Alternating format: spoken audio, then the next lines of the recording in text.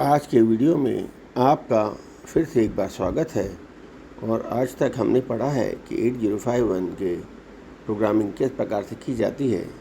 तो जब भी हम 8051 की प्रोग्रामिंग करेंगे तो उसमें कंडीशनल इंस्ट्रक्शंस का बहुत ज़्यादा उपयोग होता है। तो कंडीशनल इंस्ट्रक्शंस का उपयोग आखिर होता कहाँ है?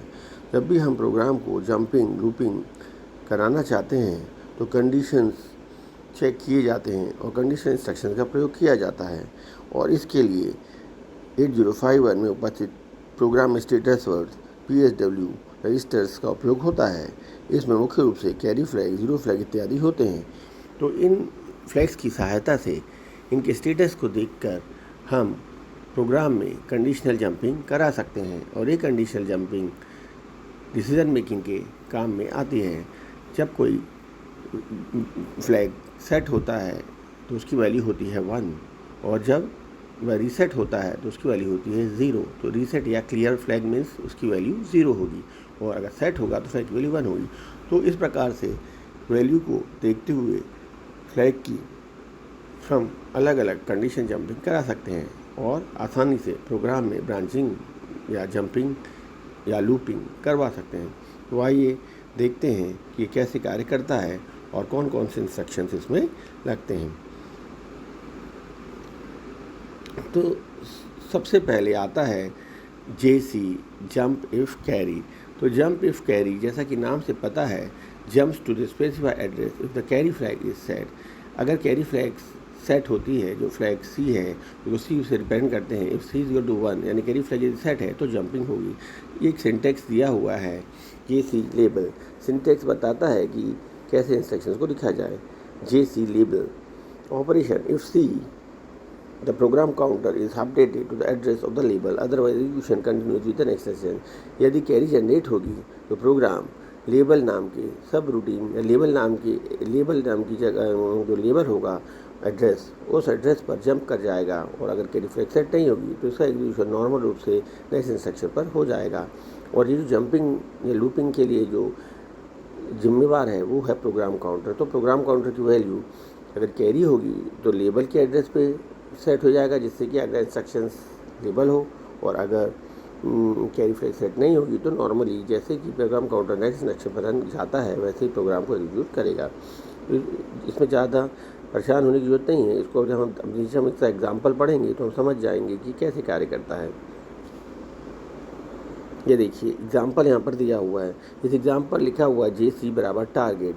तो JC बराबर टारगेट में क्या लिखा हुआ है कि jump to target if a carry flag is set. तो अगर इसको इंस्ट्रक्शन में कैरी जनरेट हो रही है, कैरी फ्लैग सेट हो रहा है, तो हमारा जो प्रोग्राम है, मतलब 8051 का जो प्रोग्राम है वो जंप टारगेट के जो एड्रेस है उस पर या लेबल पर कूद जाएगा। ये इस प्रकार का जंप ऑन कैरी लेबल, इस प्रकार का जो इंस्ट्रक्शन है या अर्थमेटिक और लॉजिकल ऑपरेशंस के बाद कैरी फ्लैग को अफेक्ट करता है और जंपिंग और लूपिंग और ब्रांचिंग के कार्य में आता है। अब जो अगला है हमारा इंस्ट्रक्शन वो है जंप ऑन नो कैरी। तो जंप ऑन नो कैरी भी जंप ऑन कैरी जैसा है, बस इसमें जो जंपिंग होगी वो नो कैरी पे होगा। मतलब अगर किसी ऑपरेशन के बाद कैरी फ्लैग की वैल्यू 0 है, मतलब रीसेट है, तो उस केस में यहाँ पर कैरी होगी तो जंप और लेबल जो होगा वहाँ पर वो प्रोग्राम जंप करेगा। If C is 0 the PC jumps to label, otherwise it proceeds to next stage. तो इस केस में जैसा यहाँ पर दिख रहा है कि अगर C 0 होगा तो प्रोग्राम काउंटर जंप हो जाएगा लेबल के जो लेबल है उस पर, अदरवाइज ये प्रोसीड्स नॉर्मल ऐसे इंस्ट्रक्शन जैसे ही रन करेगा।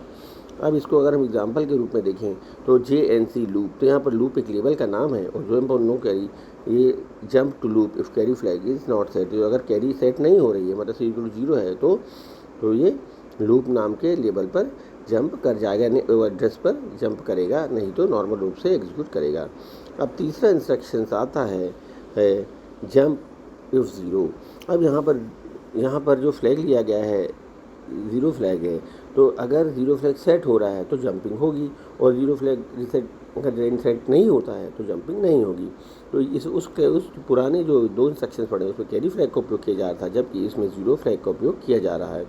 तो अगर 0 फ्लैग सेट होता है यानी इसकी वैल्यू 1 होती है तो ये लेबल नाम के लेबल में जहाँ पर लेबल होगा वहाँ पर प्रोग्राम काउंटर जंप करेगा, अदरवाइज का नॉर्मल एग्जीक्यूशन होगा।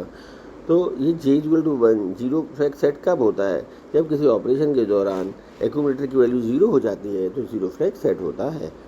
तो इसका एग्जांपल जैसे यहाँ दिया हुआ है, एग्जाम्पल जैसे यहाँ पर दिया हुआ है जंप ऑन डन, मतलब यानी अगर जीरो फ्लैग किसी ऑपरेशन के दौरान एक्यूमुलेटर की वैल्यू 0 हो रही है तो जीरो फ्लैग सेट हो जाएगा, और जो प्रोग्राम रहेगा वो डन नाम के जो एक लेबल है वहाँ पर या एड्रेस है वहाँ पर जंप करेगा। अदरवाइज नॉर्मल केस में ये नेक्स्ट इंस्ट्रक्शन को रन करेगा।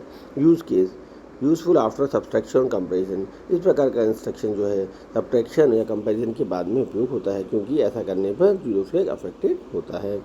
अब अगला इंस्ट्रक्शन है JNZ मीन्स जंप और नो ज़ीरो। अब यहाँ पर जब रेडी फ्लैग सेट नहीं हो रहा है उस केस में जंपिंग होगी। ये उस ऊपर वाले इंस्ट्रक्शन का जस्ट उल्टा है। तो यदि जीरो है जीरो फ्लैग की वैल्यू 0 है, मतलब एक्यूमुलेटर की वैल्यू 0 नहीं है तो जीरो फ्लैग 0 रहेगा। तो इस केस में प्रोग्राम जो काउंटर है लेबल पर जंप होगा, और अगर ऐसा नहीं है तो ये नॉर्मल रूप से नेक्स्ट इंस्ट्रक्शन को रन करेगा। तो इसका एग्जाम्पल दिया हुआ है JNS रिपीट। तो JNS रिपीट जो इंस्ट्रक्शन है यहाँ पर हम देख पा रहे हैं, तो jump to repeat if the result is not 0। तो अगर जीरो फ्लैग सेट नहीं हो रहा है यानी जेड की वैल्यू 0 है तो ये रिपीट नाम के लेबल पर या एड्रेस पर जंप करेगा, अदरवाइज नॉर्मल रूप से ये नेक्स्ट इंस्ट्रक्शन को प्रोसीड करेगा। अब पांचवा इंस्ट्रक्शन जो आ रहा है वो है jump if bit is set. Jump if bit is set, JB means jump if bit is set, jumps to the specified address if a particular bit in a bit addressable register or memory is set। तो यहाँ पर एक particular bit को देखा जाएगा, यदि उसकी bit की वैल्यू सेट होगी तो लेबल नाम के एड्रेस पर ये प्रोग्राम काउंटर जंप हो जाएगा, और अगर नहीं होगी तो प्रोग्राम नॉर्मल रूप से प्रोग्राम एग्जीक्यूट होता रहेगा।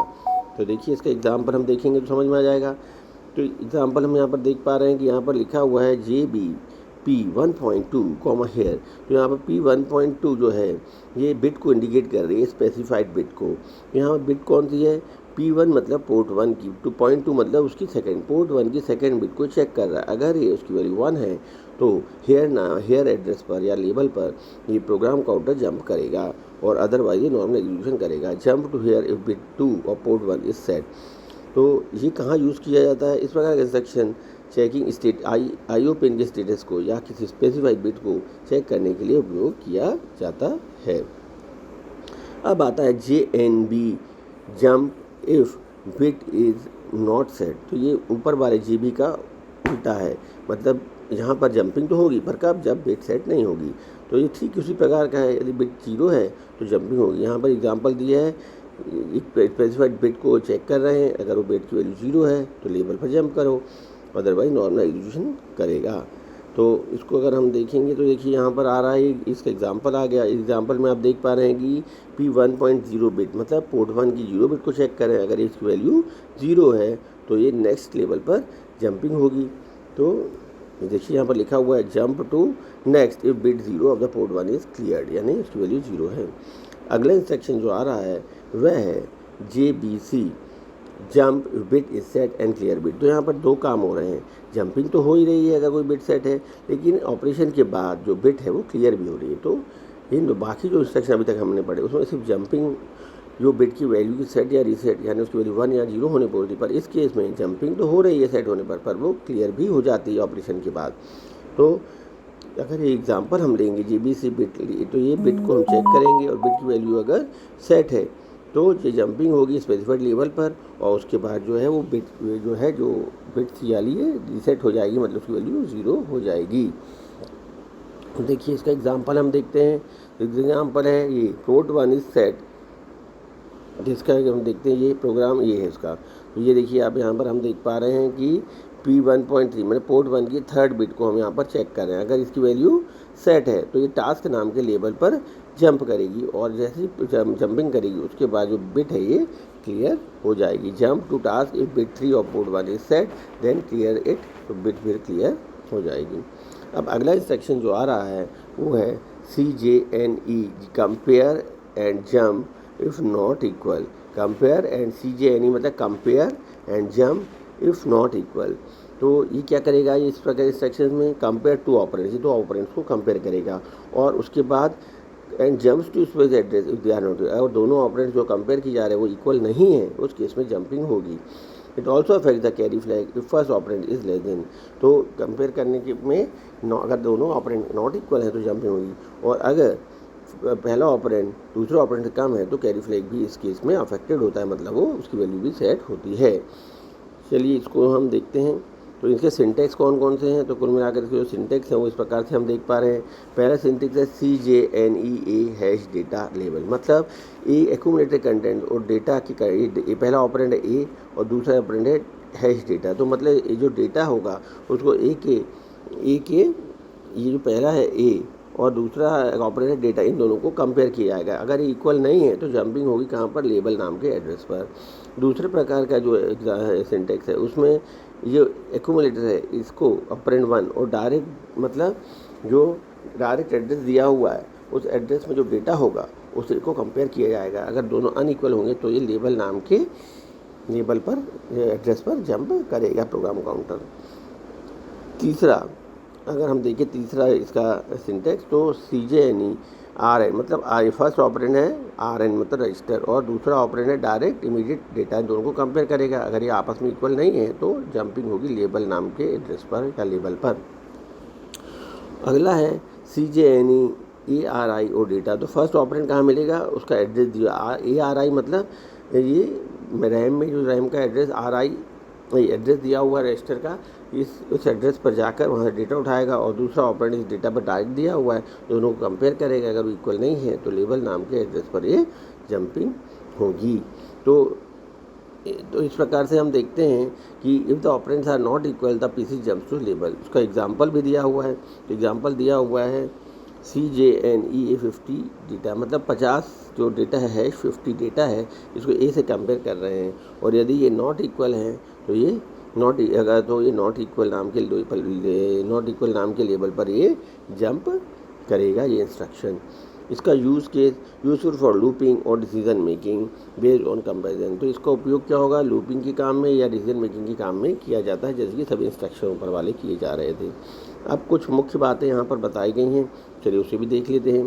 तो मुख्य बातें क्या दी हैं, फ्लैग, जब भी हम फ्लैग्स की बात कर रहे हैं तो वहाँ कैरी फ्लैग हो सकता है, जीरो फ्लैग हो सकता है, या एक्यूमुलेटर या स्पेसिफिक बिट्स भी हो सकते हैं। रेंज क्या होती है, जितने कंडीशन जंप्स हमने पढ़े हैं नॉर्मली वे शॉर्ट जंपिंग रिलेटेड जंपिंग के लिए लिखे गए हैं, और इसमें जो रेंज होती है -128 बाइट से ऊपर +127 बाइट तक होती है, जो कि करंट इंस्ट्रक्शन से होती है। एग्जीक्यूशन टाइम, तो एग्जीक्यूशन टाइम अगर जंपिंग होगी तो 2 मशीन साइकिल्स लगेंगी, और अगर जंपिंग नहीं होगी तो 1 मशीन साइकिल इसमें लगेगी। तो आपको ये जो की नोट्स हैं इसके बारे में ज़्यादा परेशान होने की जरूरत नहीं है। हमारा मुख्य काम क्या है, हमारा मुख्य काम तो सिर्फ ये है कि इंस्ट्रक्शन होते क्या हैं इनको समझना और इनकी सहायता प्रोग्राम बनाना। तो आशा करता हूँ कि आपको ये जो कंडीशनल जंपिंग का जो हमने ये वीडियो बनाया है समझ में आएगा, और जब हम प्रोग्रामिंग सीखेंगे और प्रोग्राम को समझेंगे तो ये और अच्छे समझ में आएगा। आज का वीडियो देखने के लिए धन्यवाद।